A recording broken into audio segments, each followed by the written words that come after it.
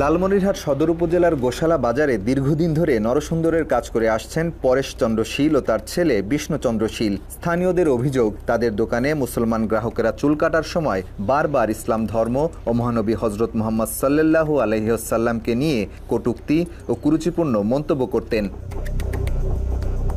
খোঁজ নিয়ে জানা গেছে 2000 সাল থেকে 2025 সাল পর্যন্ত এই বাবা ছেলে মুসলমান সমাজের বিশ্বাস ও ধর্মীয় অনুভূতিতে আঘাত করে এমন অনেক মন্তব্য করেছেন। স্থানীয়রা বহুবার এমন আচরণ থেকে বিরত থাকতে বললেও এতে গুরুত্ব দেননি তারা। এই যে নবী রাসূল মুসলমানদের ইয়েতে কিভাবে একটা বিভ্রান্ত সৃষ্টি করা যায় বা আমরা যাতে ওখান থেকে বিরত থাকি, এই কথাগুলো তাদের কাছে প্রকাশ্য বলতো, হ্যাঁ, তাদেরকে সরাসরি বলতো। এগুলো জেনে একটা ওয়াজ মাহফিল নিয়ে একটা কথা হয়েছিল, আমাদের এখানে হাফেজ দেওয়া হবে ওয়াজ মাহফিল। তারপর দেখলাম তো দাদা দুনিয়ার টাকা উঠাইল, এগুলা শুধু এই যে টাকার ধান্দা।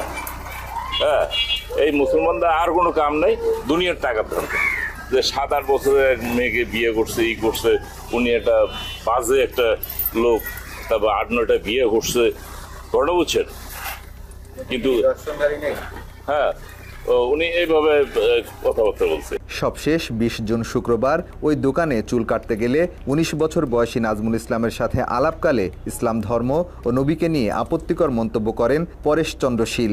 এ সময় মহানবীর বিয়ে এবং কাবাঘর সম্পর্কেও কুরুচিপূর্ণ এবং বিভ্রান্তিকর কথাও বলেন পরেশ। চুল কাটার মাঝপথে উনি আমাকে জিজ্ঞাসা করলেন, তোমাদের যে নবী তার নাম কি? আমি বললাম হযরত মুহাম্মদ সাল্লাল্লাহু আলাইহি ওয়াসাল্লাম। তারপরে উনি আমাকে জিজ্ঞাসা করলেন যে তার স্ত্রী ছিলেন কয়টা? আমি বললাম 11টা।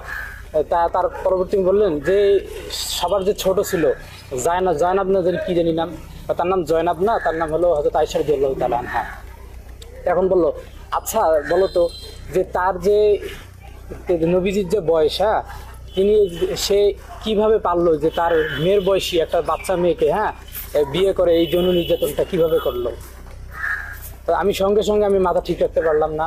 এখন চুল কাটার মধ্যবর্তী অবস্থায় আমি চুপ করে থাকলাম। ওনাকে বললাম, আপনি আর একটা শব্দ বলবেন না, চুপ করে থাকেন। এখন চুল কাটছে, এখন শয়তানের ওরে শুধু লারে আমাকে বারবার ঘুতাইতেছে আর বলতেছে, আচ্ছা বলো তো এই অকামটা কেমনে করলো? আমাকে এভাবে বারবার আমাকে ফুসকানি তুলে দিচ্ছে। তো মধ্যবর্তী শেষ পর্যায়ে চুল কাটা আমি ওই অবস্থায় দাঁড়িয়ে গেলাম। দাঁড়ানোর পূর্বে উনি আরেকটা কথা বলছে যে তোমার দাড়ি রাখার কোনো প্রয়োজন নাই, শেষ বয়সে তুমি দাড়ি রাখবে, এই যুবক বয়সে দাড়ি রাখার প্রয়োজনটা কি? এই ধরনের কথাবার্তা করে আমাকে বিভ্রান্ত করার চেষ্টা করছে। তারপর আমি পরবর্তী সঙ্গে সঙ্গে ওখান থেকে উঠে ওনাকে টাকাটা বুঝিয়ে দিয়ে বললাম যে আমি আপনার আজকে একটা ব্যবস্থা